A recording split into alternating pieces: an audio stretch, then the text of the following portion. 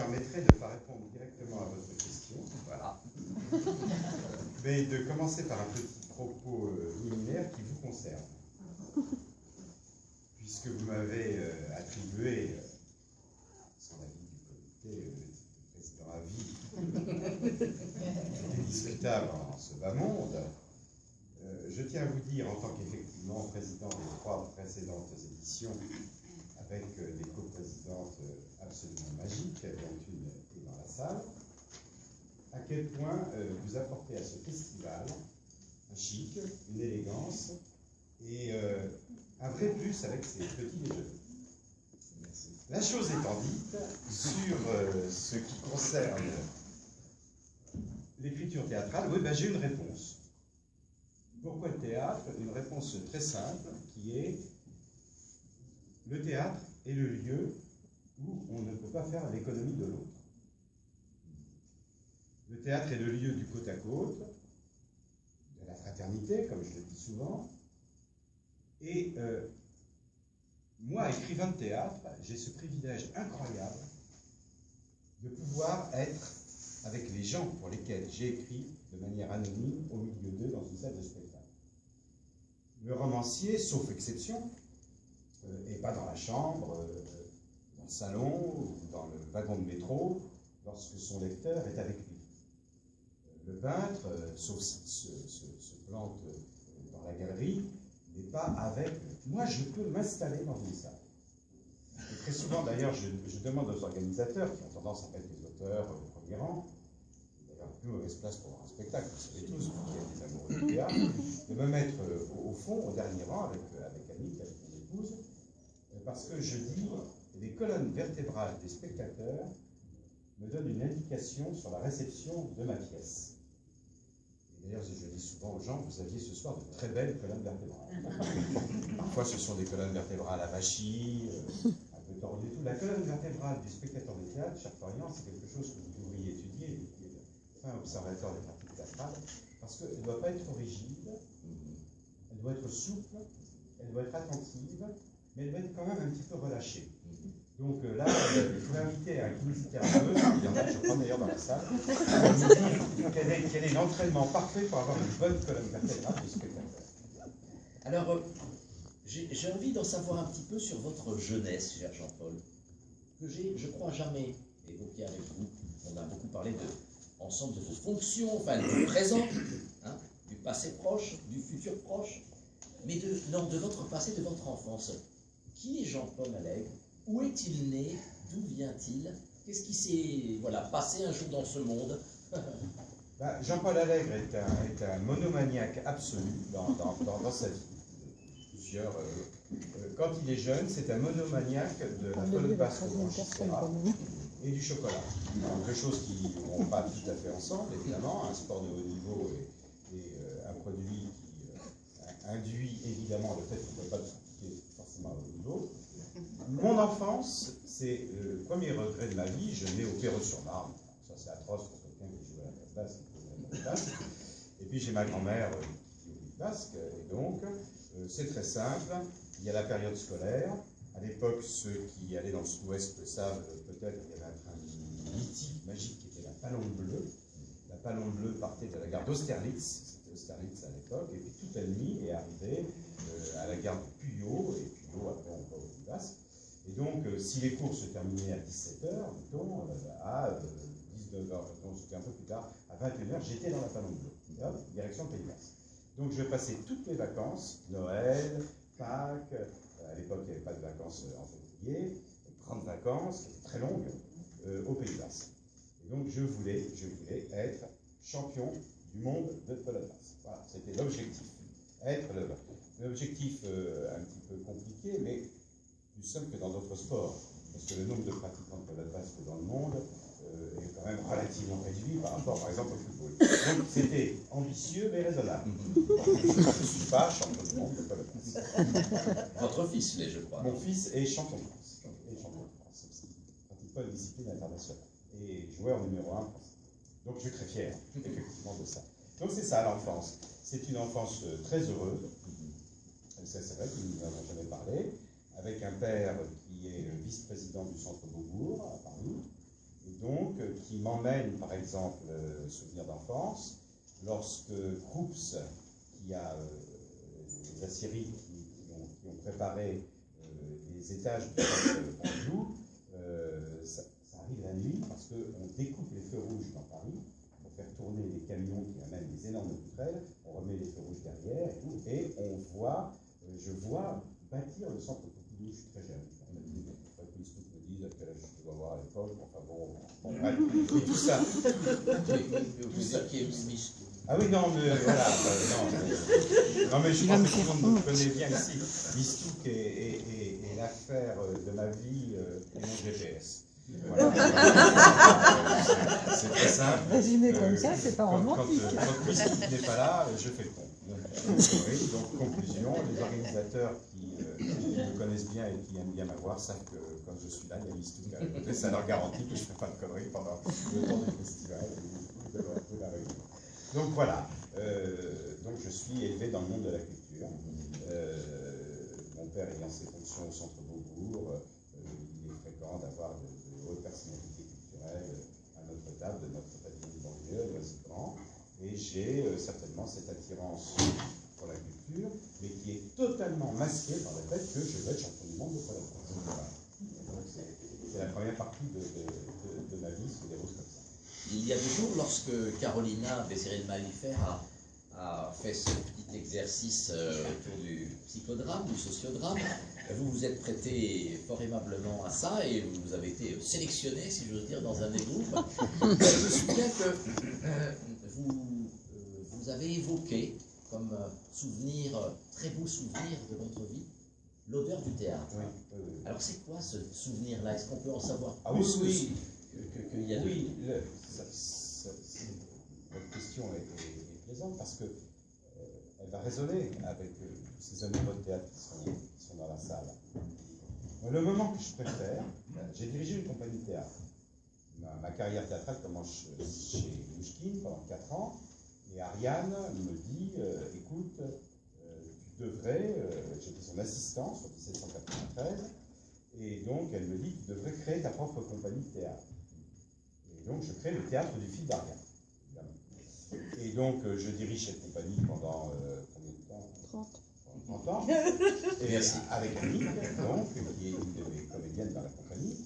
Et donc tous les soirs, quand j'arrive au théâtre, nous jouons dans le théâtre que je préside aujourd'hui, le centre de Bord-de-Marne, la scène conventionnée d'Ibéro-sur-Marne. Le moment que j'aime, c'est celui où je pénètre dans les coulisses, moi qui ne suis pas comédien.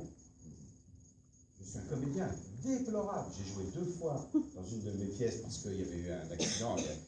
Le rôle principal avait voulu faire le malin devant sa petite copine et remonter un escalator à l'envers et s'était pété la jambe avant de partir retourner en Suisse. On partait le lendemain, le camion était chargé, j'ai joué. Et alors Annick me disait, mais tu fais le contraire absolu de ce que tu nous demandes.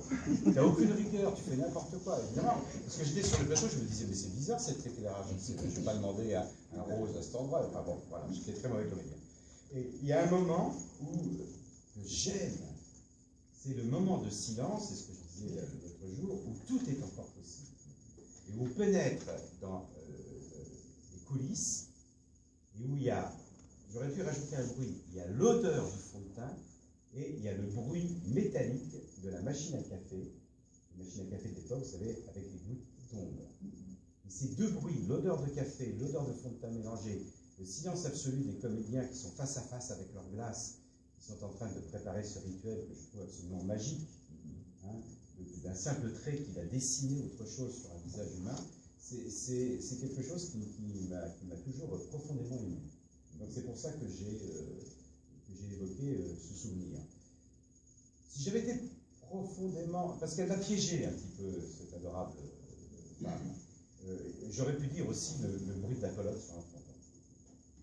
Pour ceux qui connaissent la pelote basque, le claquement de la pelote de cuir sur un fronton en pierre de la Rune, ça, c'est quelque chose qui peut également faire vibrer l'homme que je suis.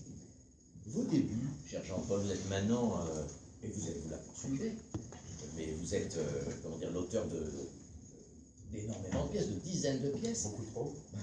Comment tout a commencé, vos débuts d'auteur? C'était quoi? Mes débuts, ils commencent parce que mes débuts de pelote basque ne commencent pas. C'est une logique absolue. C'est-à-dire que j'ai beaucoup de chance dans ma vie, jusqu'à présent. J'ai 18 ans. Et mon père, qui craint beaucoup de mes ambitions pelotistiques, parce que j'étais un bon joueur, hein, mais pas du tout du niveau de mon fils. Il y a des années-lumière.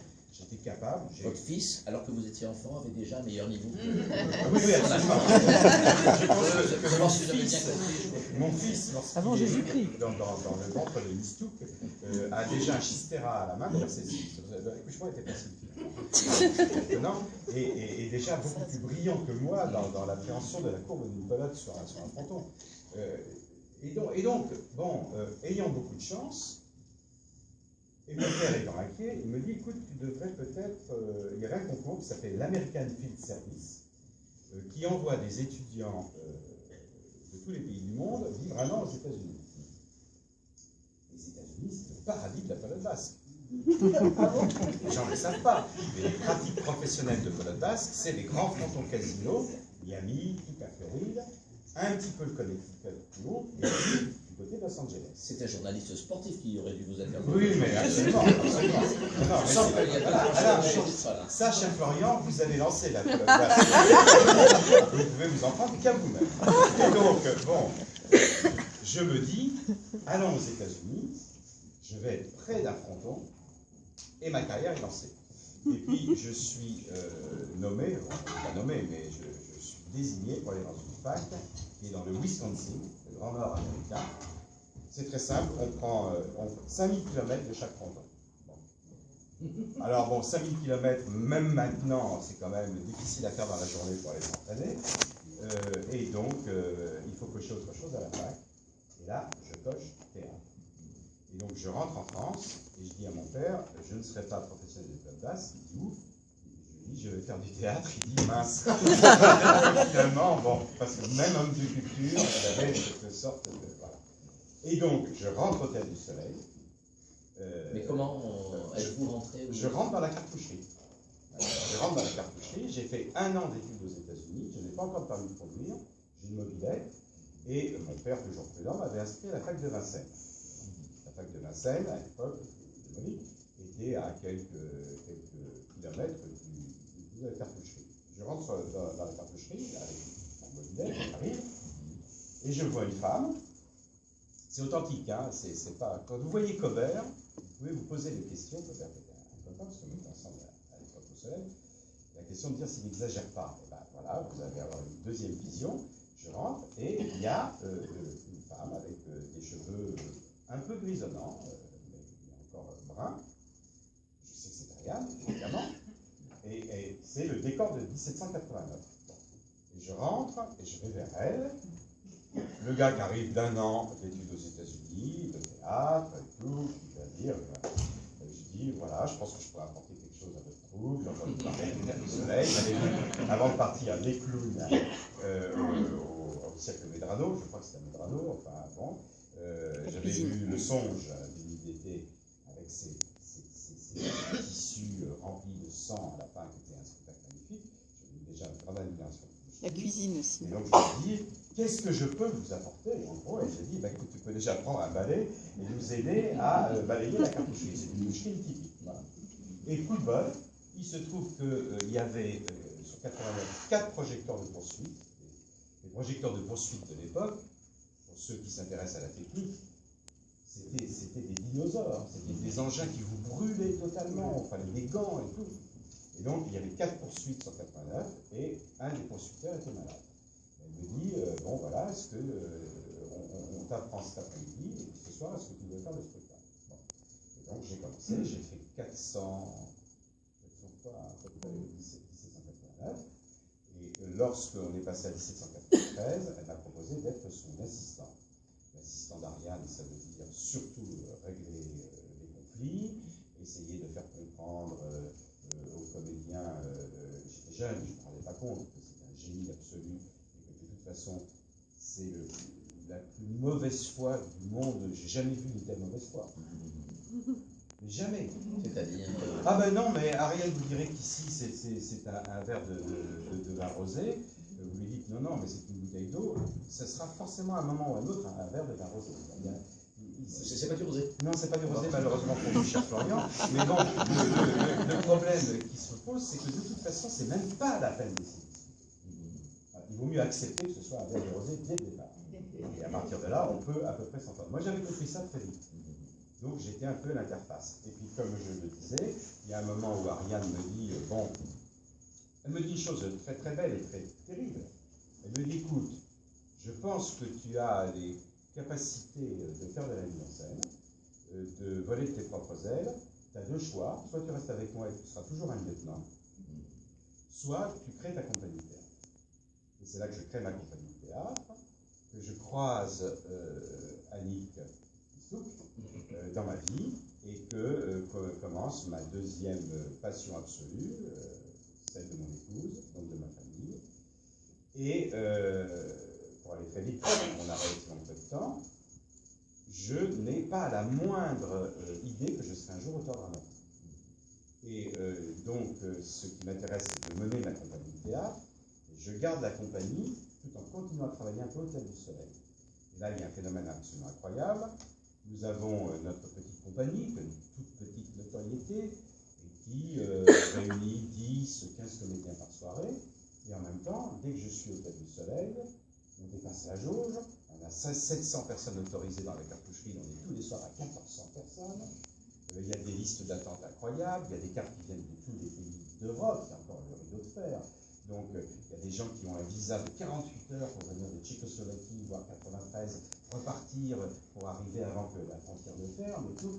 Donc il y a ces deux mondes qui cohabitent, hein, un petit théâtre modeste et humble qui essaie de survivre, et puis l'énorme succès mondial de Mouchkine qui commence à se dessiner.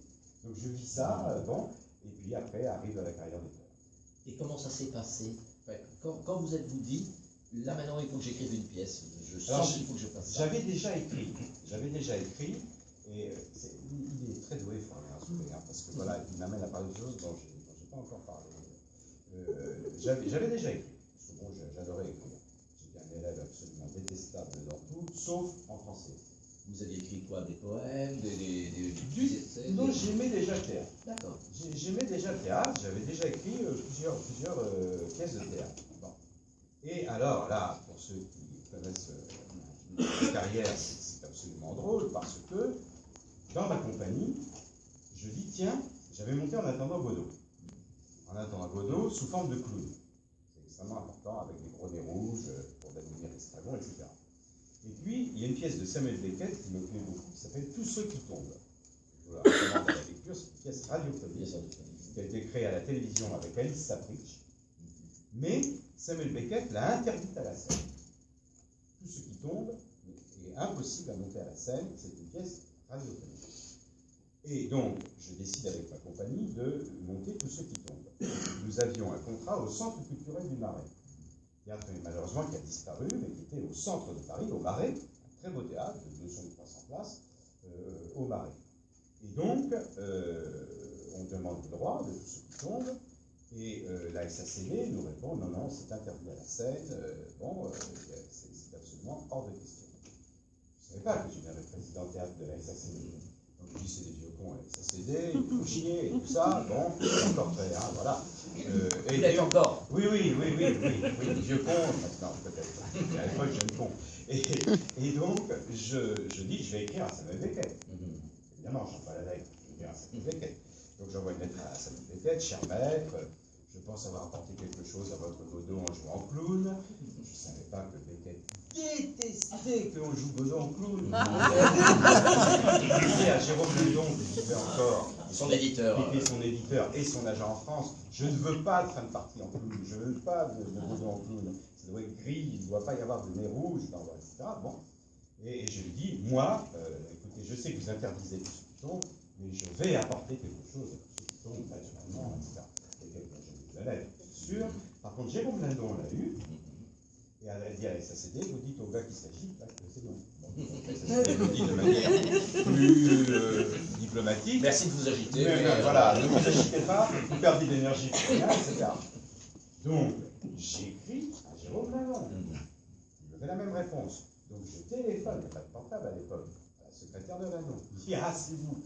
Bon, franchement, ça, je dis, ah, c'est bon, ils connaissent. C'est vous, j'aurais pas dû. Voilà.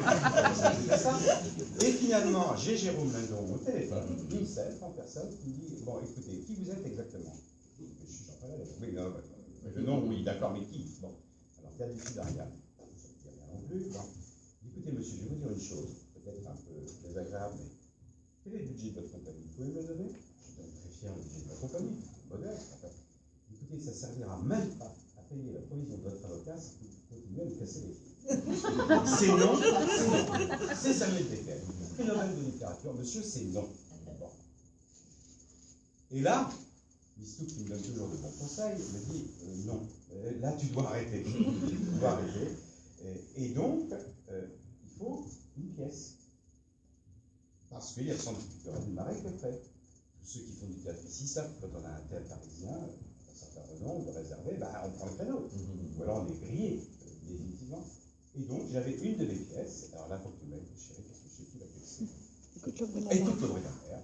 Qui était vraie. Et donc, on crée Écoute le bruit de la mer au centre culturel du Marais. Et je vais aller très vite parce que je vois le livre de Anouilh en plus sur la table, non, parce que c'est lié à ça. Et il se trouve que mon régisseur, Jimmy Litsky, qui est un type formidable, dit tiens, ben, si je portais une de tes pièces à l'avant-scène. Oui, pourquoi pas. Il va à l'avant-scène théâtre et il porte deux autres pièces que sont C'est nous les loups et on avait la lune, que j'avais écrites, et il les montre à Daniel Dumas. Daniel Dumas lit les pièces et me convoque. À l'époque, je suis un jeune con, hein, rappelez-vous, bon, je sors de mai 68, je suis persuadé que je vais révolutionner le théâtre français, etc. Bon. Et Daniel Dumas me dit, écoutez, j'ai vu votre pièce, elle est intéressante, je la publierai volontiers. Et donc, j'ai dit, ah oui, très bien, pourquoi pas. Il dit, écoutez, ça tombe très bien. À l'époque, l'avant-scène publiait deux pièces, une pièce principale et une pièce secondaire. Il dit, il se trouve que je publie la dernière pièce de Jean Anouilh, Le Poisson Rouge, qui était, je ne le savais pas, mais la vraie dernière, puisqu'il est mort quelque temps après. Et donc, elle dit, je vous mettrai bien en second derrière Jean Anouilh. Et moi, je dis, ah, Anouilh, hors de question, c'est un vieux con réactionnaire, etc.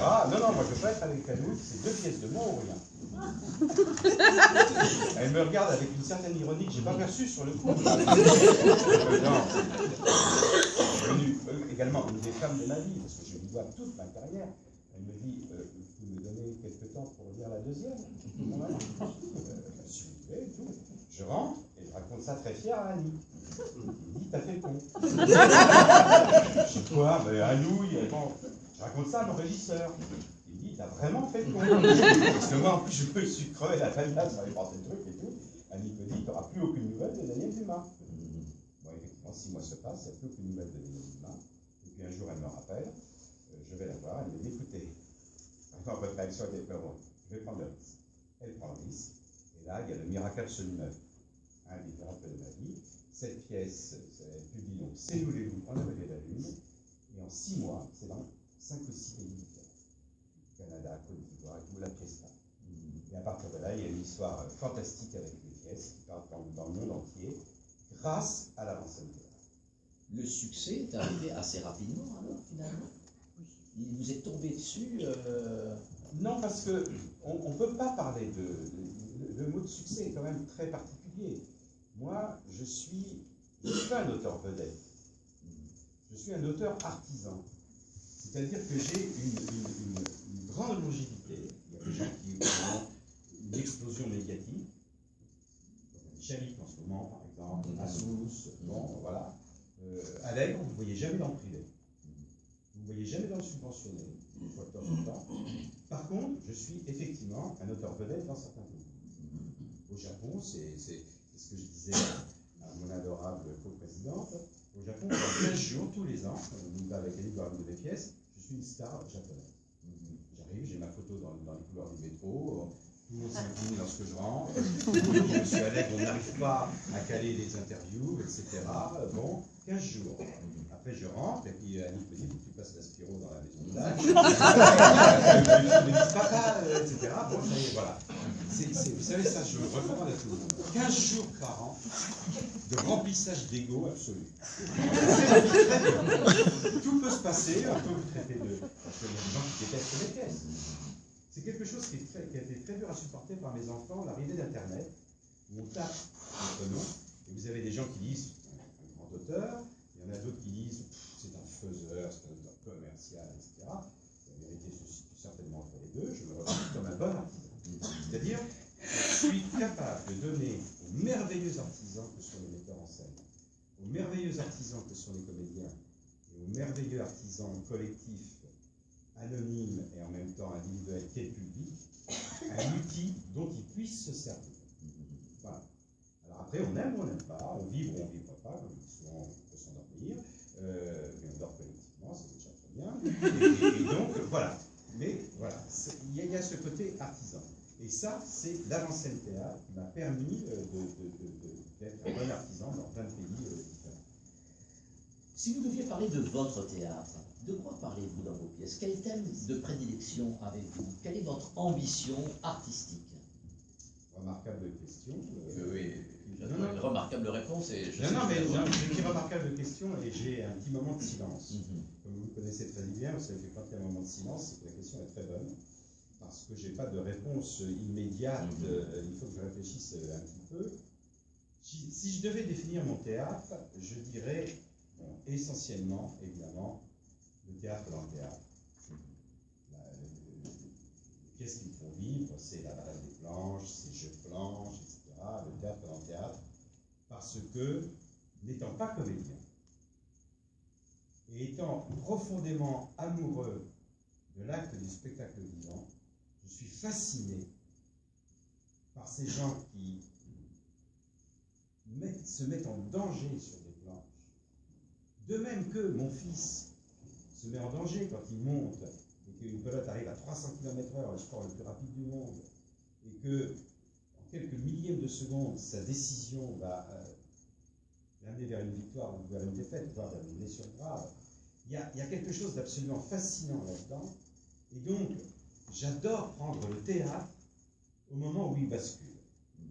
Par exemple, dans la balade des planches, une scène qui est très jouée, c'est les coups de feu qui partent pas. J'ai vu des milliers de pièces avec des coups de feu. J'ai jamais vu un coup de feu partir sur une scène de théâtre vraiment comme ça. Alors, j'ai fait un spectacle sur Buffalo Bill. Il y avait des coups de feu, mais c'était l'enfer absolu. Parce que ça partait pas au bon moment, donc j'enverrais le comédien. Donc il essayait en coulisses. Boum, on entendait. Et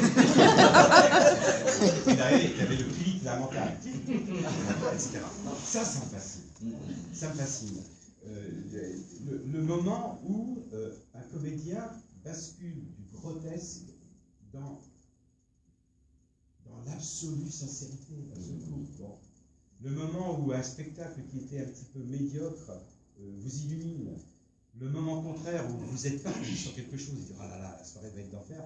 Et il y a une petite toux au 5e rang, il y a une porte qui s'ouvre, personne en retard. Et d'un seul coup, la merveilleuse mécanique du spectacle vivant va se gripper légèrement. Et puis, ça ne sera pas au niveau où on veut que ce soit.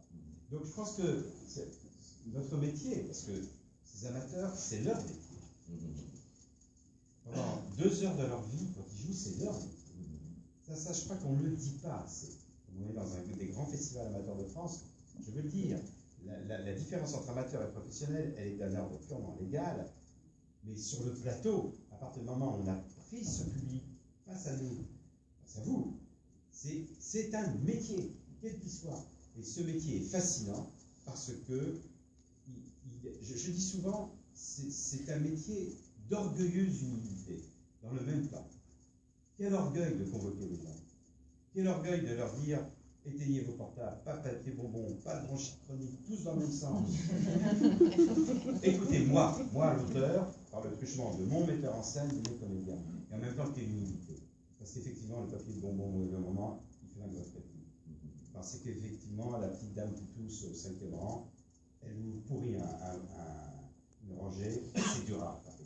Ça me fascine. Donc il y a ça dans le théâtre, et puis après, il y a la deuxième partie, les grandes pièces, grandes, absolument pas un ordre qualitatif, les pièces historiques.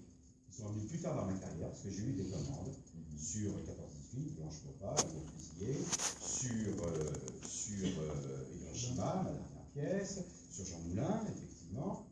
Et puis, la troisième, là, c'est des choses très intimes, mais Florian vous amène par cette sorte de regard bienveillant et malicieux, vous amène toujours à dire. Et puis, bon, je le dis ici, puisque certains de vous me connaissent bien que moi, la maladie de notre fille, qui va très bien aujourd'hui, qui lutte à l'âge de 11 ans contre un cancer terrible de la colonne vertébrale, et qui est une explosion atomique dans ma vie, sans mauvais jeu de mots. Et qui fait que, d'un seul coup, je vais très vite là-dessus, mais je tiens à vous le dire, je me dis, pour moi encore, à cette époque-là, les héros de ma vie, c'est les grands joueurs de pelote, c'est Zidane. C'est Zidane, avec ce but miraculeux en Coupe d'Europe, je ne sais pas si vous voyez, avec le Real, le ballon décrit une courbe absolument parfaite, et le pied de Zidane est là au moment où il faut qu'il soit, et où le ballon repart dans la lucarne. C'est de la chorégraphie de l'espace, un grand sportif. Ce sont les héros de ma vie. Et d'un seul coup, les héros de ma vie, à partir du moment où Marion est soignée à l'Institut Curie, c'est le docteur Michon, que j'appelle docteur Renaud dans ma pièce La Croisée, qui est la pièce pour laquelle j'ai plus de tendresse. Et c'est cet homme, absolument calme, serein, qui me dit, écoutez, votre fille est peut-être condamnée, mais on va essayer. Il me dit, son cancer, je n'aime pas. Je lui dis, monsieur Allègre, symptôme de vie, je ne l'aime pas. Et on y va, on se voit au boulot. Et cet homme, je lui dois ma fille. Donc, quand je reviens à ma table de travail, je dis, qu'est-ce que tu fais? Tu as une petite audience, c'est modeste, petite, mais quand même, on t'écoute, on te joue, tu es joué dans 30 pays. Bon, est-ce que tu continues à faire la balade des planches, ou est-ce que tu parles de ça? Parler de ça, tu ne peux pas, parce que Marion est encore malade. Donc, je prends l'accident de voiture. Bon. Mais maintenant, le héros de ma vie, c'est le docteur Michon, qui a sauvé ma fille. C'est ces grands médecins qui se battent. C'est ces enfants qui luttent contre le cancer. Donc évidemment, quand je deviens président de la SACD et qu'on demande qu'on abandonne nos droits pour la lutte contre le cancer, je convainc mes collègues. Je dis là, il faut qu'on fasse quelque chose. Voilà. Donc ça fait basculer et mon écriture et ma vie. De toute façon, hein, c'est pas triste. C'est quelque chose qui... Enfin, il y a eu des situations tristes, c'est terrible, mais ça a été extrêmement important pour moi. Quels sont les auteurs qui vous ont marqué et qui vous marquent encore? Est-ce que vous dites, tiens, j'essaie de faire comme Shakespeare, comme Molière, comme Pirandello, comme... Quels sont les... Excellente question aussi. Alors là, je peux répondre très facilement. Dans les classiques Musset. Laurence Zaccio, pour moi, est sortie la plus belle pièce de la histoire. Les 80 personnages, 5 heures, Musset, magnifique. Musset, Edmond Rostand. C'est pompier de dire ça, c'est un attaquant, mais Cyrano de Bergerac. Il y a tout ce qu'on aime, nous. Si on fait du spectacle vivant, c'est parce qu'il y a Cyrano.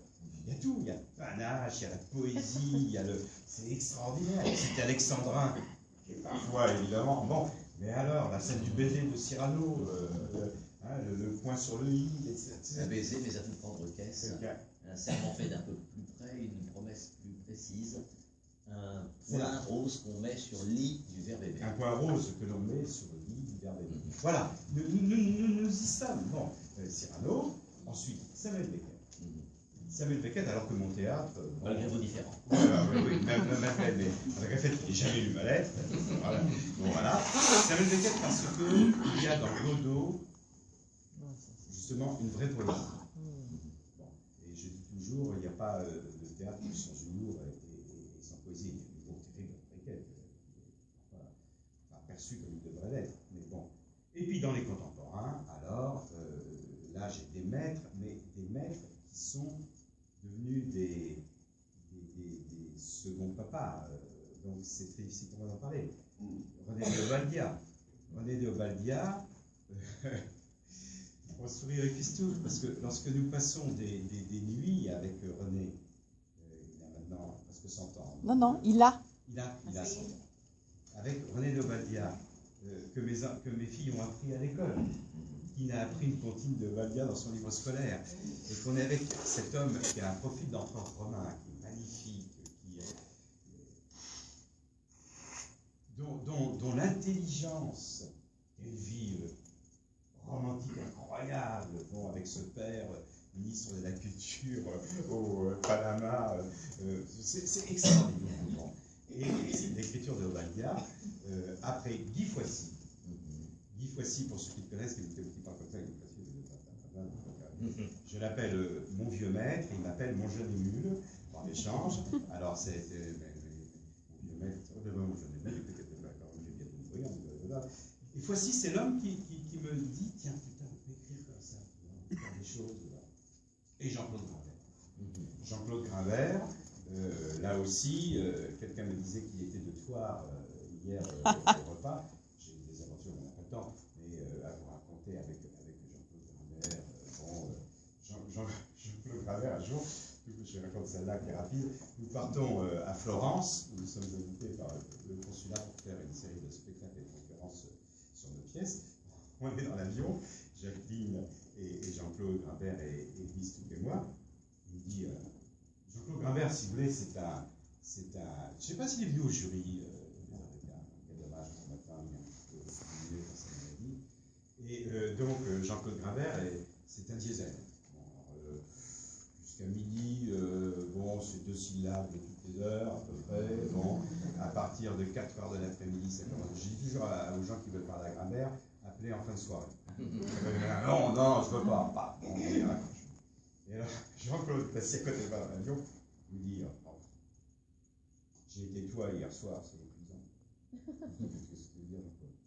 Il y a la présentation de saison de la théâtre de banlieue, et le maire adjoint à la culture, tous ne sont pas parfaits, le maire adjoint à la culture, dans une envolée lyrique, dit, et nous sommes très heureux d'avoir ce soir pour nous accompagner pendant la présentation de saison Jean-Paul Allègre.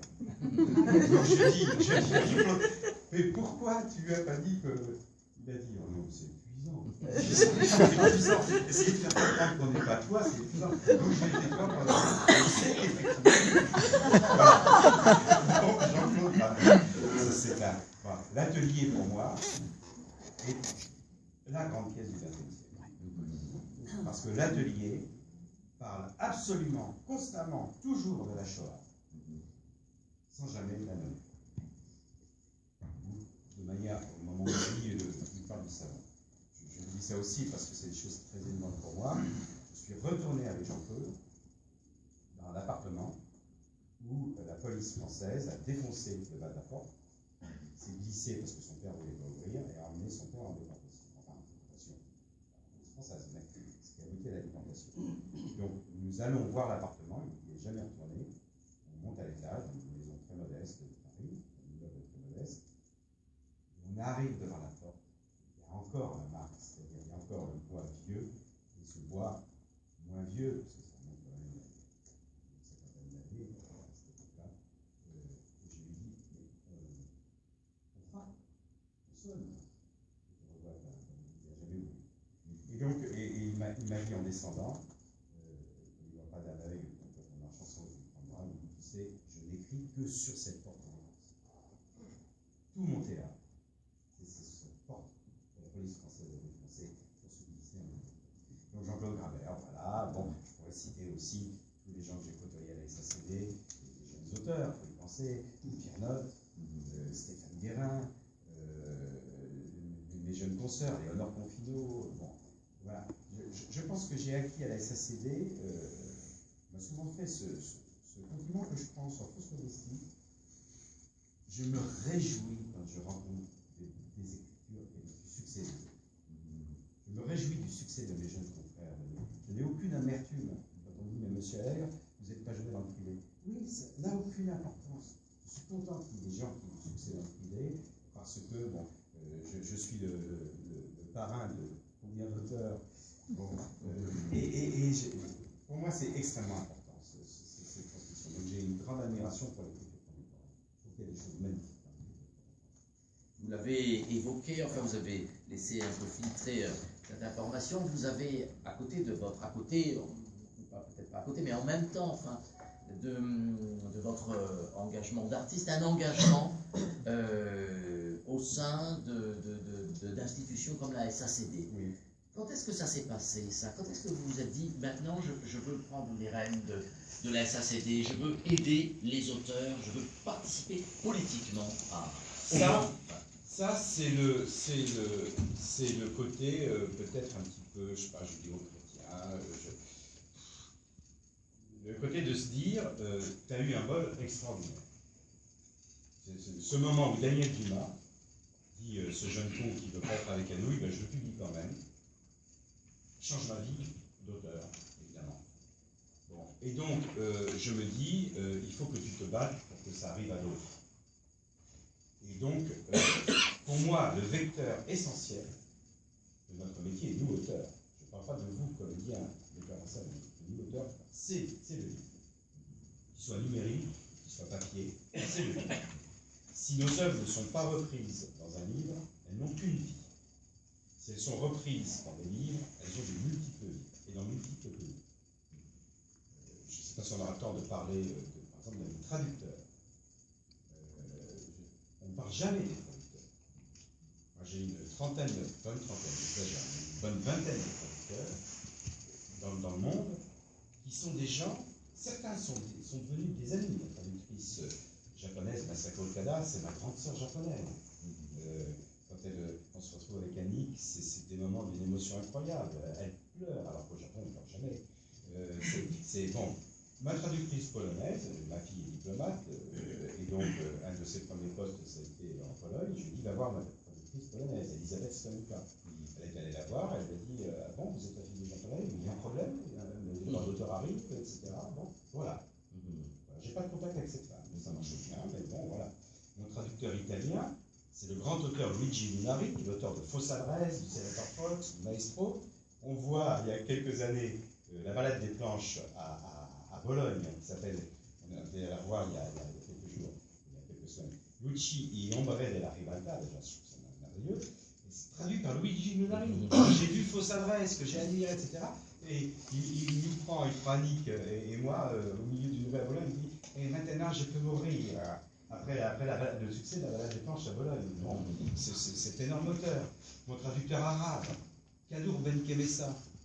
Kadour Ben Kemessa qui joue une pièce que Renaud a jouée, Les 5 idées de Claude Prince, une pièce sur la difficulté des arts du spectacle vivant en Algérie, traduit en arabe par lui, à un moment où c'est extrêmement dangereux, et où il me dit, hé mon frère, fais une seule chose pour moi. Trouve une place pour ma fille dans une rêve française parce qu'on risque d'avoir des problèmes si on joue ta pièce. Je lui dis, mais Kadour, ne jouez pas ma pièce. Je ne veux pas qu'il y ait un incident autour de cette pièce. Mais mon frère, si on ne joue pas ta pièce, on en jouera une autre. Donc, de toute façon, il faut qu'on joue. Et cet homme qui arrive, Marion est malade, lorsqu'il vient me voir pour la première fois, je ne peux pas aller le chercher à l'aéroport. Je lui donne l'adresse de RER, nous habitons à Noisy-Grand. RER en plus qui descend à Noisy-Grand. C'est Brie-sur-Marne, il n'y a qu'un RER sur 2 qui s'arrête, un bordel, etc. Je l'attends, je vois ce magnifique cabine qui arrive vers moi, beaucoup plus grand que moi, il me tombe dans les bras, et il me dit cette chose incroyable. Il me dit, mon frère, tu ne me connais pas, mais moi je te connais, je vis avec toi depuis 2 ans, tous les soirs, ma femme elle me dit, mais t'es marié avec qui, Kadour? Il arrive dans notre cuisine, Annick le reçoit, on a notre fille qui est en train de souffrir dans la chambre d'à côté, parce qu'elle est en permission, sous perfusion dans sa chambre. Il dit, mon frère, on n'est pas riche, mais je t'ai amené un cadeau. Il m'amène le manuscrit des 5 livres des Claude Prince, enluminé avec les dessins sur le côté. J'ouvre du mauvais côté. Il dit, eh non, mon frère, c'est dans l'autre sens. Voilà, bon. Que dire? Le fond devant ces gens. Je pourrais citer la traductrice italienne. La humaniste, c'est Lila. Non, grec. Grec, Lila Mimouni, ça s'appelle. Voilà. Les traducteurs. La SACD, cher ami. La SACD. Oui. La SACD, c'est une merveilleuse aventure. Parce que la SACD, donc je suis un homme absolument incapable de me retrouver dans les chiffres. Et comme je l'ai dit, moi j'ai une règle de vie très simple. Quand je n'ai pas mis tout avec moi, je fais le con. Je fais une connerie. Bon, donc voilà. Donc, comme elle ne pouvait pas être à la SACD, je faisais le con. Donc ça donnait, par exemple, très simple, le premier conseil d'administration que je préside, le staff vient me voir à l'oreille, Monsieur le Président, sur le point 24 de l'ordre du jour, vous pouvez monter jusqu'à peu près 100 000 euros, mais pas plus. Si vous restez dans les 80 000 euros, ce serait parfait. On fait la réunion et tout, arrive le point médecin, Chers consoeurs, chers confrères, nous arrivons au point 25 de l'ordre du jour. Écoutez, il est tard, je vous propose d'aller rapidement. Je vais tout de suite donner une fourchette qui se situerait sur à peu près 1 million d'euros. Donc, alors, dans ce cas-là, je vois tous les collègues, ceux qui ne dormaient pas, qui me regardent, putain, le nouveau président. Bon, et surtout, c'est ça qui est grave, j'entends tous les services qui sont derrière, les élus connaissent bien ça, et j'entends que ça feuillait. Mais à mort. Et je me dis, putain, j'ai fait une connerie là, parce que s'ils feuillaient tous leur truc, c'est bon. Et donc, la petite Clémence Boustita, qui était mon assistante, elle me dit, et alors, évidemment, tu sais, comme Krasuki dans le célèbre truc, je m'y retrouve plus, je descends à 10 000 euros. Donc, je donne le micro, je dis, écoutez, les services vont vous expliquer ça. Voilà, donc ça, les SACD, ça a été ça. Et pourquoi cet engagement? Pourquoi vous êtes dit, je veux... Parce que ça m'a passionné. Vraiment? Ah oui, le droit d'auteur à la française, ça m'a passionné. Qu'est-ce qu'il y a de passionnant? Ah ben, la SACD, c'est des lignées. Je montais, à chaque fois que j'arrivais, je montais au dernier étage où il y a le service juridique de la SACD, mais c'est incroyable. Il y a des trucs indémerdables à la SACD, des conflits, des trucs. J'ai eu à régler des conflits entre des auteurs, en particulier auteurs d'une même pièce, qui se sont disputés après, soit des femmes qui ont divorcé, soit des auteurs. C'est passionnant, parce qu'on négocie, on amène un point de plus là, puis après tout se défait parce qu'on est un mot malheureux. Donc, ça m'a passionné. Si je peux me permettre quand même, mais oui. c'était pas cette question-là qui a été posée. C'était pas cette question.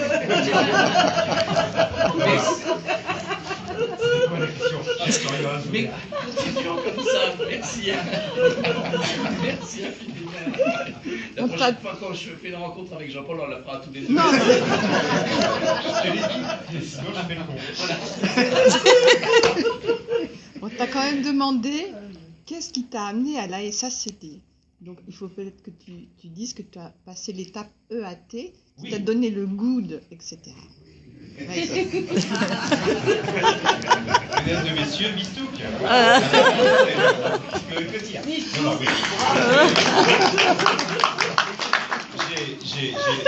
J'ai présidé les écrivains associés littéraires.